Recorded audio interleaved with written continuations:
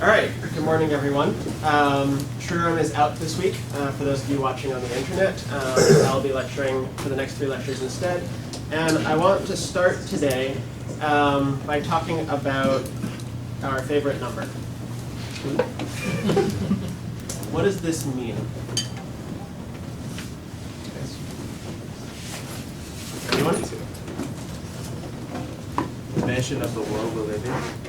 That works. It happens to be equal to that, presumably. But in terms of programming languages, what does this mean? Have we said anything about it yet?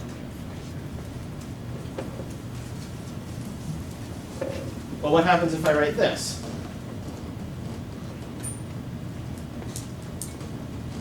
We've talked about how to interpret this, right? And we've talked about the answers that we'd like this to be, and we presumably want this to come out as 6. But the things that I'm writing aren't themselves numbers, right? They're symbols. I'm writing them, we can type them in, that's fine. But what do they look like inside of our interpreter? Right? How did we represent these so that we can manipulate programs containing these things? Well, numcs. Okay, and what is a numc? It's an object that contains a field which has type integer, or number in bracket. So we did this, Yeah. right? Isn't that cheating? I mean, what is this doing, effectively, is it's pushing off the responsibility for understanding what 3 is to understanding what number is, right? And who defined number? The Racket language, right? So we're basically assuming at this point that whatever Racket did for the thing that we spell N-U-M-B-E-R is good enough for what we want to represent as numbers. And as language designers, making assumptions is a luxury we really don't have, right? You are trying to design the semantics of what your language is supposed to be presenting, right, and representing. So pushing off the responsibility to someone else kind of cheats, right? So if we wanted to be more precise, right, and really nail down exactly what we meant by what is a number, how might we do that? Well, instead of using Racket's built-in notion of numbers, we might say, I don't know, how else might we represent these things? You could have some kind of a tag and then a chunk of data bytes. So Data. say more about that data. For a number, it could be a 32-bit integer. It could be a floating point. It could be something that we can understand. 32-bit int. We have floats. What else? List of booleans. List of bits. What else? I haven't written any of those things on the board. I've written ASCII characters. So why don't we represent it as a list of characters? Are there other representations that we could use? Symbols? Sorry? Symbols? Symbols. Same thing with characters, but Yeah. I mean, basically, it lets you, name your own alphabet, effectively, right? What is different between these 4 representations? The last 2 don't have a limited number of values. Okay, so these are essentially unbounded. And these 2 are predefined in a way, right? We're saying, tell you what, here's 32 bits, interpret it in the following way, or in the float case, here's 32 or 64 bits, interpret it according to IEEE, right? So these are predefined. But that's cheating again, right? That's again passing the buck off to someone else. So for those of you who have taken, is it 19, I believe, you've implemented big nums? 17? Okay. So you've implemented arbitrary precision arithmetic. And how did you represent numbers there? As lists. Of what? Digits. Of digits. Okay? And so you implemented arithmetic by understanding what those digits were and implementing, carrying addition and so on and so forth. And you had to do all of this machinery to just get back addition. Surely that's a waste of our time. Surely we know how to do addition, right? Well, do we? Because I've now said that pushing the definition off to someone else is cheating, but that doing it ourselves is a waste of time. The problem is that both of those perspectives can be correct. The question is, what are we caring about as language designers, right? If I'm implementing a language like Mathematica or MATLAB, I probably care a lot about how my numbers are implemented. I probably want them to be very efficient. But there's more than that, right? Because what I want to get out of numbers may be very different than what we do in normal languages. For instance, if I'm doing symbolic arithmetic, maybe I actually want to have complex numbers built into my language. Maybe I want matrices built into my language. Maybe I want numbers with confidence intervals, or error bounds, or probabilities, or you name it, right? And I want to define those semantics, because that's what my language cares about. In this course, in the language that we're building here, do we care about addition? Not really, right? That's not the crux of what we're trying to figure out. The thing that we're really trying to figure out is, how do languages work, right? We're talking about functions, we're talking about control flow, we're talking about binding structures, right? And so essentially what we're busy talking about is representation choices. Representation choices.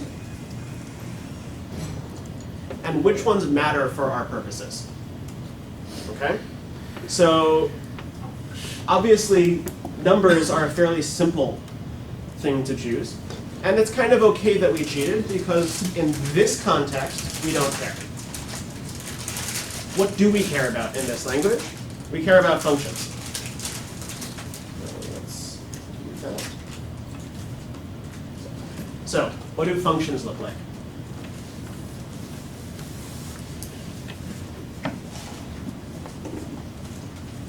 Anyone? List of IDs, body, and environment. Okay, so we have a closure, which is an arg, which is a what? Symbol? Yes. Okay. And then a body, which is a X versus C. X versus C. And then an environment, which is an env. Right? And that was our chosen representation for closures. And what advantages does this have? Well, we know what all the pieces are, right? And we can really get into these things and look at what they do and see what they bind and see what they run and all sorts of stuff. What are the disadvantages? In this case, we only have one arg. Okay. It's kind of true. That's, I mean, you laugh, but that's not trivial, right? Having variable arity functions, having multiple arguments, that's a fun thing to add, right? Is it essential for our language? No. And why is that? Because we can always approximate multiple argument functions. We can de-sugar multiple argument functions into nested functions of one argument. And why is that? Why does that even work? Each function closes, each function has as part of its environment the functions above it. Okay, so more generally than that, you're right, but more generally than that, what part of the semantics of our language did we define that gives us that behavior? Lexical scope. scope, right? We defined the scoping rules so that nested closures can refer to their enclosing scopes, right? But only lexically.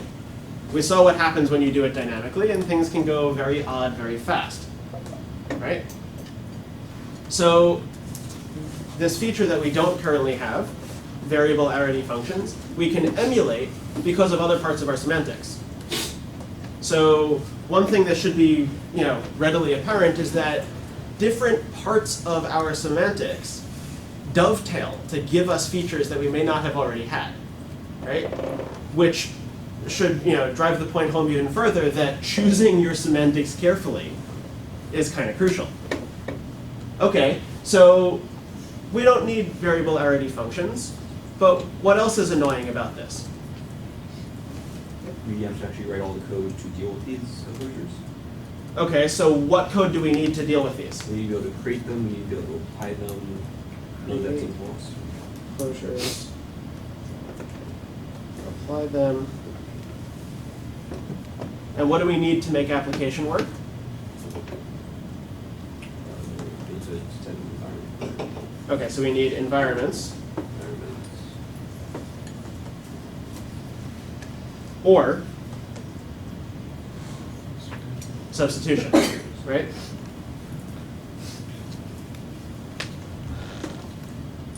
And the advantage to both of these things, that's not terribly legible, sorry. The advantage to both of these is that they can both go wrong in interesting ways, right? But the key word there is interesting, right? If we pick the wrong environment, we get a completely different rule for scoping, right? And if we get substitution wrong, we get very odd variable capturing behavior, right? So there's something very subtle going on in the application of functions.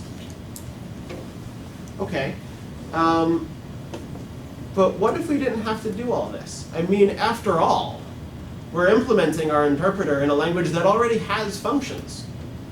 Why can't we just use them? So let's do that, okay? What would it look like to try to rewrite our closures using Racket's closures? Let's cheat. Let's go all the way. We already are cheating with numbers, right? We might as well be consistent. So let's actually try to do this, okay? So what is our alternate definition of closures going to be? A closure, close V prime, let's say, is going to be a function from what's to what's. Value to value. Values to values.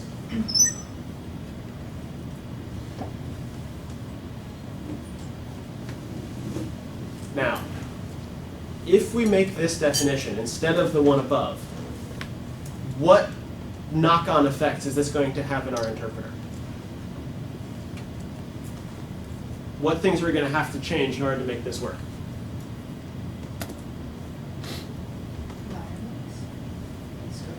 Well, because closed views usually have environments, and now they don't. So they don't explicitly have environments, that's true. But the good news is Racket closures close over environments. Do they close over the right ones? I don't know, we haven't gotten there yet.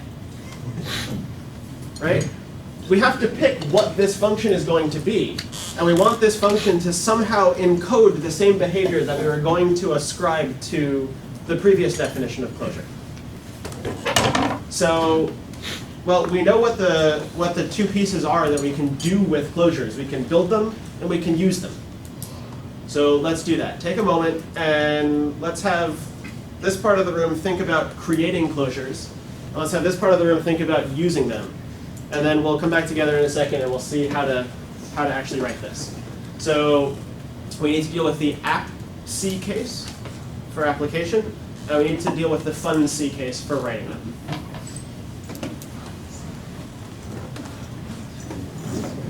So, Can we literally just interpret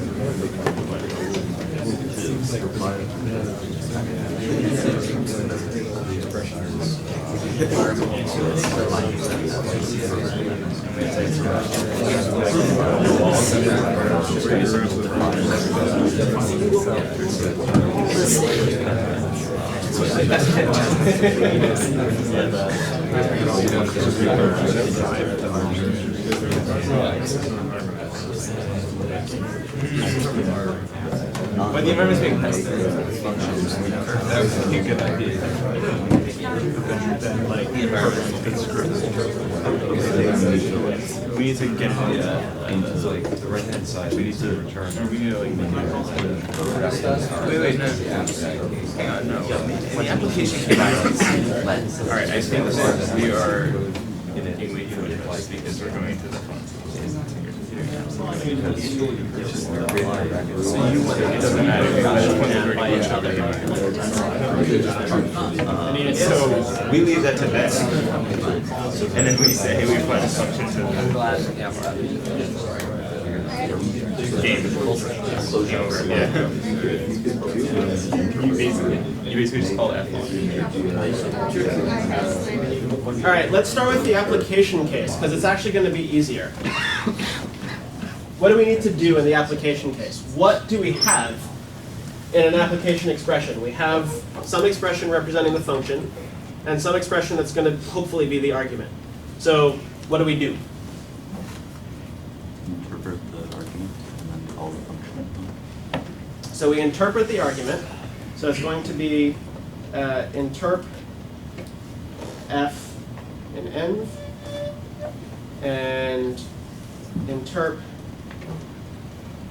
sorry, the pen's being weird, a in env. Okay, and now what do I have with these two pieces? I have two values, and this one had better be close v, right? And so what do I do with it? So apply one to the other. Just apply one to the other. So I'm going to take the close v f of this thing and apply it to that one. Done. Because that's all that you can do with bracket closures, is apply them. Okay, well, now we have to figure out the hard part, which is where did this closure come from? All right, so now we have to figure out the lambda-c case. So let me make a little bit more space. Oops, too far. Don't want to give away the answer yet. So where does this closure come from?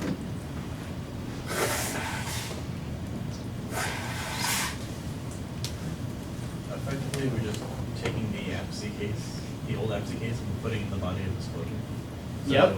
it's an interp with of the body with the argument which we're going to have passed in comes on to the environment at the time. So we're going to interpret the body in, The argument which will be passed in when we apply it comes on to the environment at the time. so extend n of bind A to interp. No, that's wrong. You Well- have the argument identifier at this point, so you bind the future past. So the closure itself takes an argument, right, which is a value. So we bind the So what am I missing at the beginning of this expression? I'm missing a lambda. Ah, yeah, right. Lambda Because you don't want to call that right. arg. And now this is wrong. I'm binding A to what? Arg. And I'm extending N. I'm interpreting B in the extended environment. And now finally, what's the one remaining piece? Wrap it in a closed V tag. Wrap it in a closed V.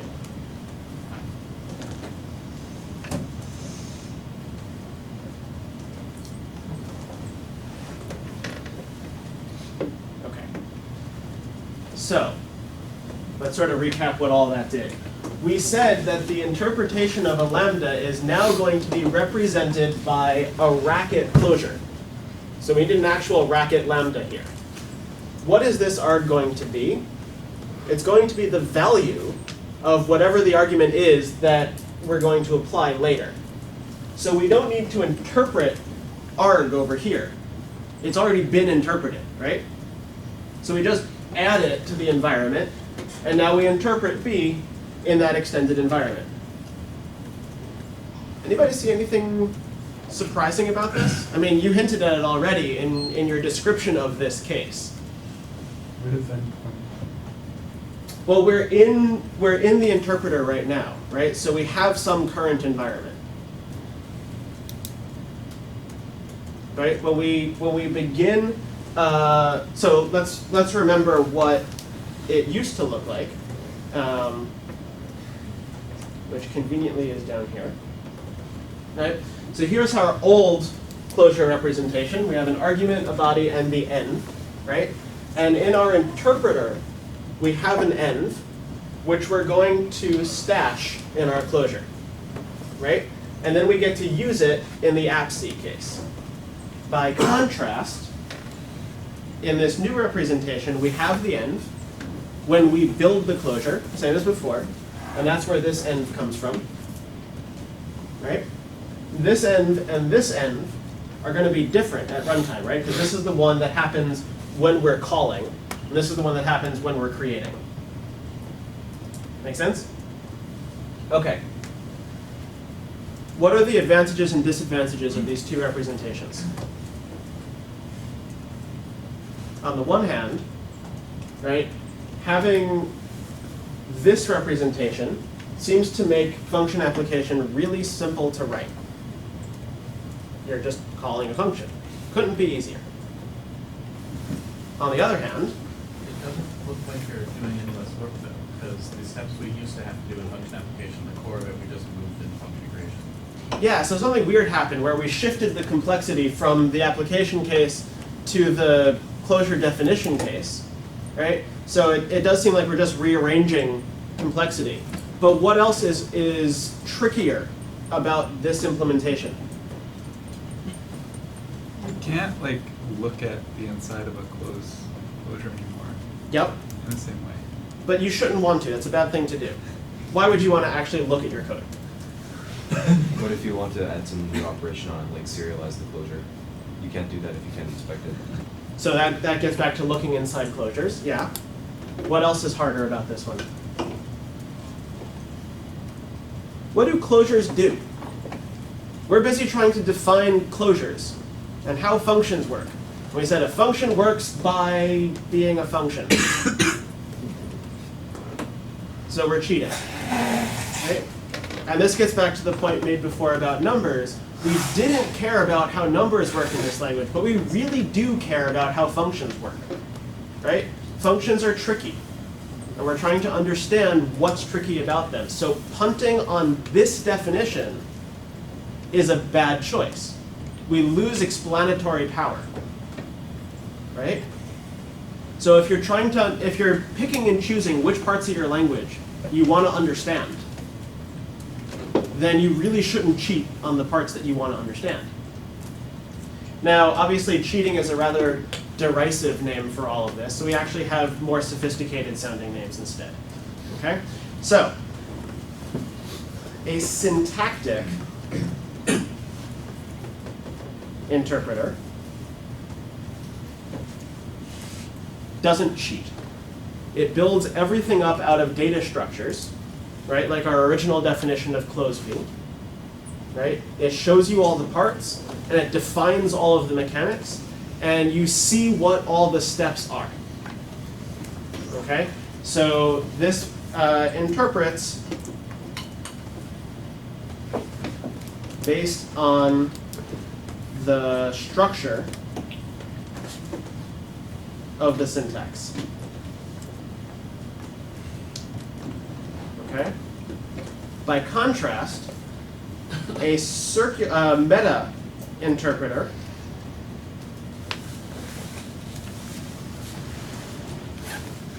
interprets using the constructs of the host language.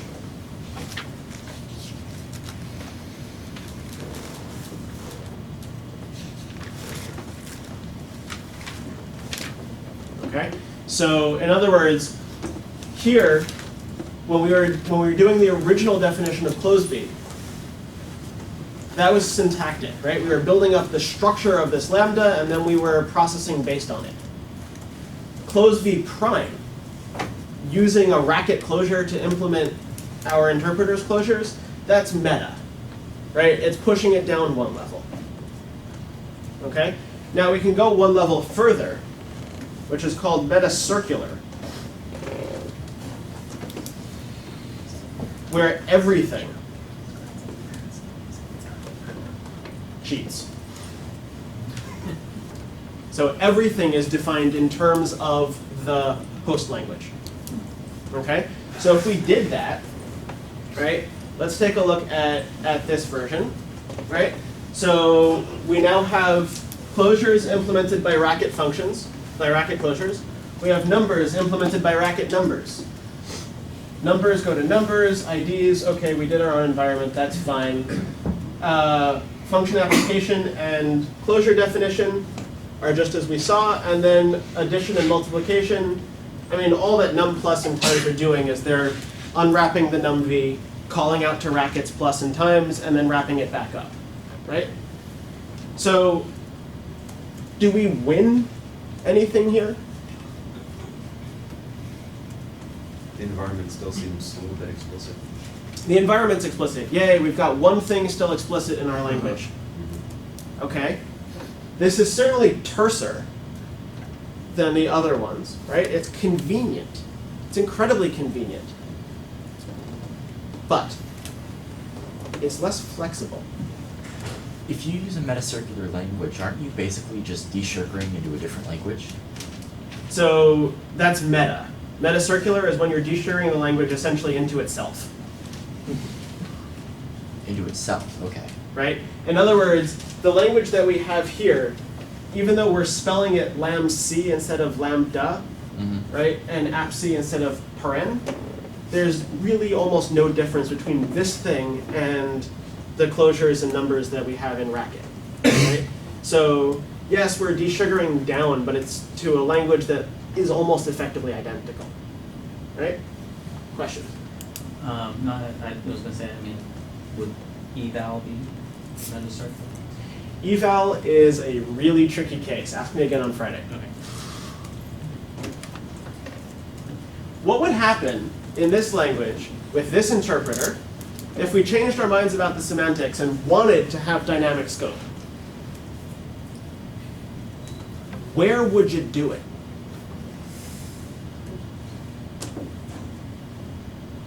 In the old version, yeah. We still have the environment, so actually we could do that. Do we? What does dynamic scope mean? It means you're extending the scope of the call site, right? And when we build up this lambda, we don't have the call site's environment.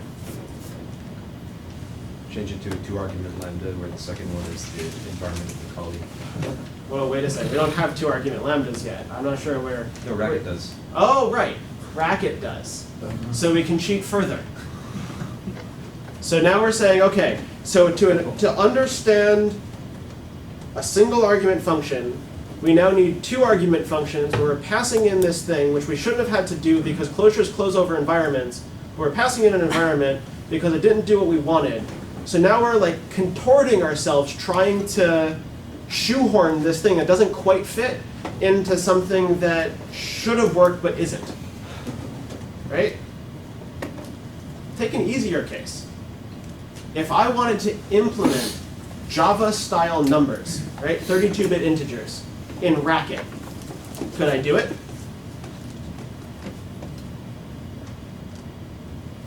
Yeah. All I really need to do is add mod by 2 to the 32 all the time. Right? Because Racket's numbers are more sophisticated than I need to implement Java's semantics. Flip it around. If I was in Java and I wanted to implement Racket's numbers, could I do it? Well, yes, you did it in 17, right? You built big nums. And you did it by strings of digits, and you went through all of that machinery, right?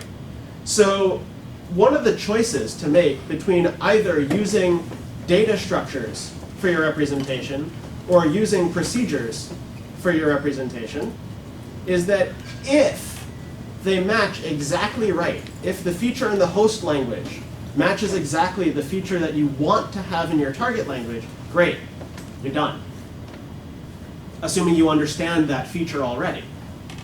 If they don't match, though, it's really annoying to try to shoehorn the one into the other. So data structures, everything is a little bit tedious, but everything's feasible. With meta interpreters, where you're trying to reuse features in the target language, if it's easy, it's trivial, and if it's not easy, it's practically impossible. Right? You can do it, but it's not going to be fun. Okay? There is one other issue that we need to deal with, which is the issue of errors and error handling. Okay? If I wrote a racket program with an unbound identifier, then I get a certain error saying, well, don't do that, you have an unbound identifier. If I write a JavaScript program with an unbound identifier, I magically get a new identifier. If I was trying to implement Racket in JavaScript, don't know why you would want to do that directly, but assuming you did, right? And I said, I will translate variables to variables, and assignment to assignment, and functions to functions, right? I'm just going to translate straight down. Well, now what happens? If I have a Racket program with an unbound identifier, does JavaScript throw an error? No. So have I implemented the semantics that I wanted? No. Vice versa, if I was interpreting JavaScript in Racket, and I had an unbound identifier and I translated directly down to Racket, I'd get an error that I shouldn't. Right? So having your interpreter implemented in terms of the target features of the language is a great way to be lazy, right? It's very convenient, it's very fast, but again, unless all of the semantics match up, including the error cases, it's not going to do what you want. Okay? And if you try to say, oh, my language is as the implementation does,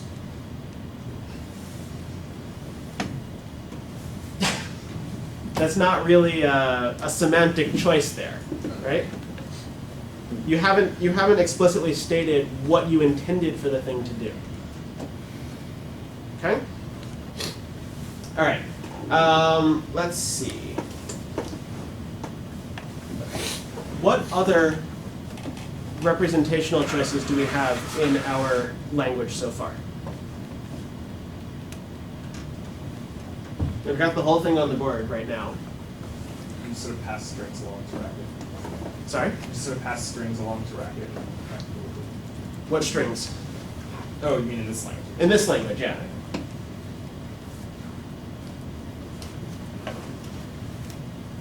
We've already debated at length about the representation of all of our value types, right? Numbers and functions. What's left? Identifiers or symbols. Okay. Is there an advantage to building our own representation of symbols? What do we care about symbols? That they're distinct and that they're distinguishable, right? You can check whether two symbols are equal or non-equal. In that case, is it sufficient to reuse Racket's symbols? Yeah. They have exactly the semantics we want. At this point, again, is it okay that we're using closures in Racket to implement closures in our language? Yeah. Because the semantics do match up.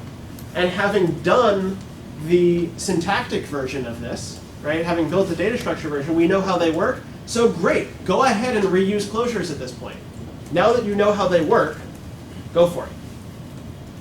What's the one piece of Racket that we're not reusing? Because we don't quite know how it works and we're busy choosing how to make it work. evaluation order? There's a good one. Yeah. Did we choose that here, or did we let Racket choose that for us? Or whatever I could use it. And how can you tell? You have like the expression num plus as interp L and interp R, but you, I think you're relying on the fact that Racket does left to right, and so that means that the interpret language would be left to right. But if you wanted your interpret language to be the other way around, you'd have to do more explaining in that case. Yep. So how might I do that? That's a great point. If we wanted, if we wanted right to left evaluation order, Use a let statement for local. so we would need to say local define R prime to be interp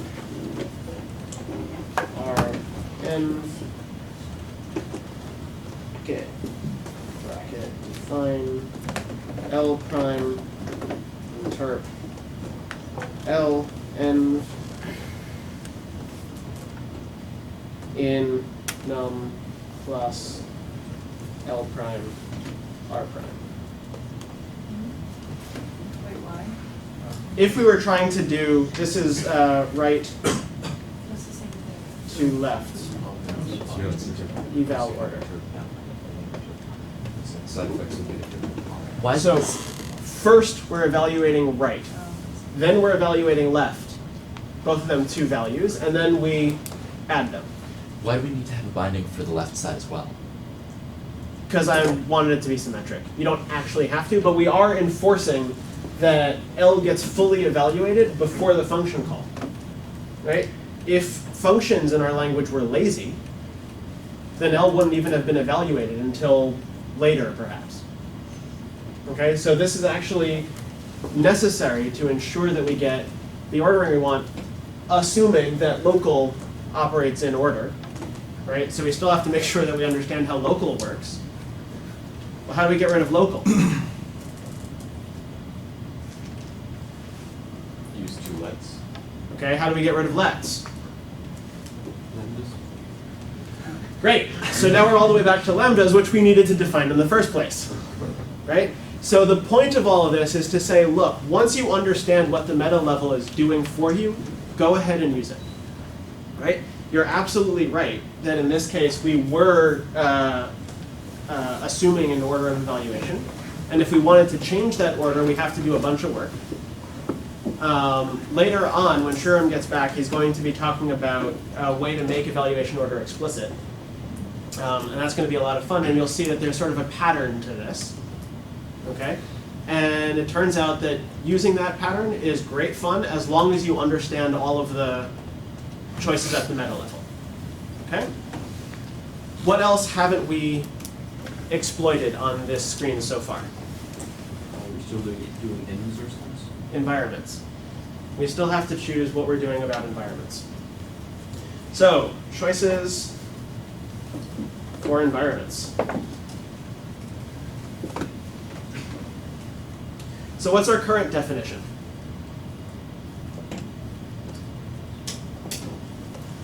List of bindings. List of bindings. List of bindings, right? So we have a list of bindings. And a binding is a symbol times a what? A value or an expression? Value, okay. And so given this interpretation for environments, given this representation, excuse me, right? What does lookup entail? Right? How do we actually write lookup?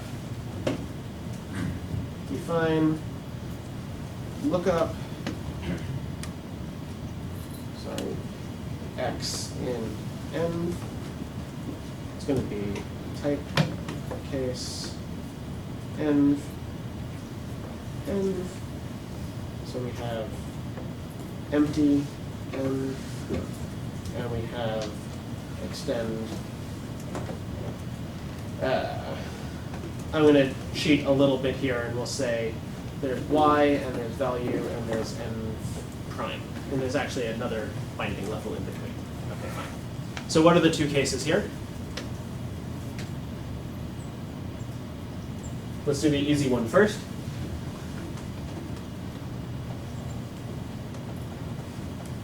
If so if the y is equal to your value, or your x is equal to x, then you're gonna return v.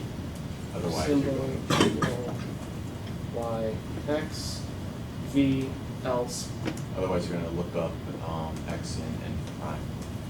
look up x in n. Right. Okay, and what do we do in the empty case? Error. Some error.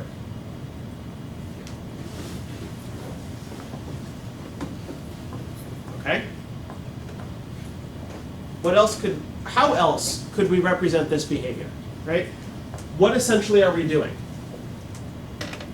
We're building a behavior that is, we're building a 2-argument function, lookup. How else could we represent this? Hash table? Okay, is a hash table fundamentally different than this list? No. Why not? It has the same interface, it's just different implementation. Right. So with a hash table, you can still look up by name, and if it's not there, okay, and if it is there, you found it, right? It's not an explicit list traversal the way this is, but it's still the same general, here's a data structure, I need to go inspect it and get a result. What's the alternative? We've been harping on it for a while now. Anyone awake? Try to use brackets environment, Using Racket's environment. Well, that's going to be tricky Yeah. because we're not using Racket to define our variables. Yeah. But what is lookup? It's a function. What is env doing? It's going to return at most one value for any given x, right? There's a name for that. It's called a partial function, right? It's a function. It's going to give you a value, but it's partial, which means unless it doesn't, right? Unless it's not defined for a given argument. So let's see how we could actually implement that as a function. So now we're going to say that an env is going to be functions from symbols. Whoops, sorry. To value. Right? And so what is lookup going to be? Lookup of x in env. Sorry, define.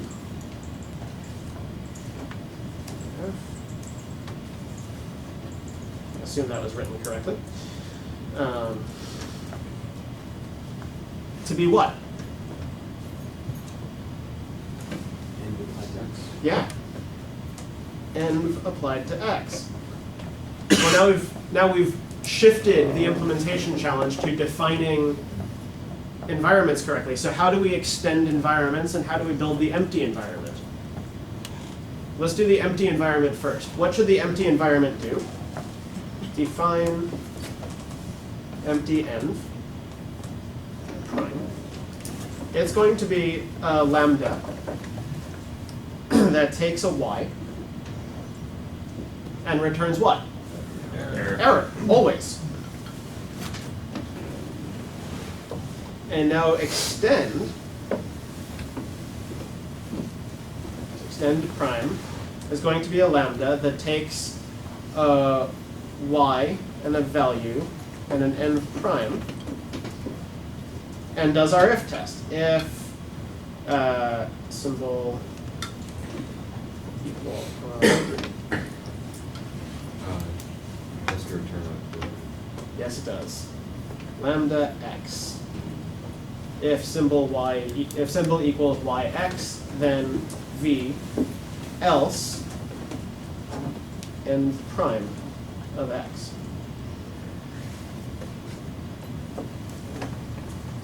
Right? So it's not like we've shortened the code necessarily, But this is an alternate representation for environments. Is it equally valid? Yes. Does it have the same interface to the rest of our program? Yes. Do we even have to change our interpreter to use this? No. It's essentially identical. Cool. Let's use this. Why not? What else do we have? If we extended our language with state, which you did a couple weeks ago, right? Remember that the environment was a list of bindings, and so was the store, right? So we might as well do the same thing with the store. Make the store a function from identifiers or locations, I guess, right? Because it wasn't by name, it was by location. And have it be a partial function to values. Sorry, when we do this, when we redefine the environment like this, is that relying on Racket anymore, or is it just a different way of writing it but still being in control? It seems like we're still in control of what's happening. We're still in control. Okay. And we are relying on Racket no more than we already have been, right? Because we've already agreed that we can use Racket closures at this point. Or equivalently, we're using Racket closures, but not to define closures. So that's okay, right? What's the drawback? Well, there's no way we can go through the environment except for in this specific pattern. So this gives us a much tighter interface on the environment. The only thing we can do with it is look up, right? Before, we could also inspect. Does that matter for the environment? Maybe. Does it matter for the store? Who says yes? Who says no? Who's really not sure? In Friday's lecture, what did we talk about? Garbage collection. What does garbage collection do to the store? It inspects it, right? So if we pick a representation that deliberately prevents us from inspecting, we've now precluded ourselves from defining something like garbage collection.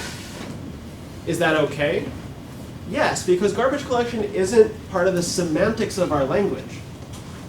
But if you're trying to write a garbage collector and you're trying to understand what a GC algorithm does, and you had a store that wouldn't let you do those things, you're deliberately hamstringing yourself, right?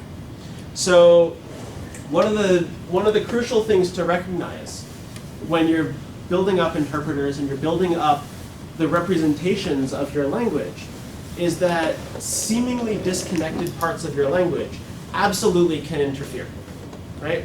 And sometimes it makes an awful lot of sense to pick the slightly more cumbersome way of doing things, namely data structures and doing it manually, because it sort of keeps your options open later.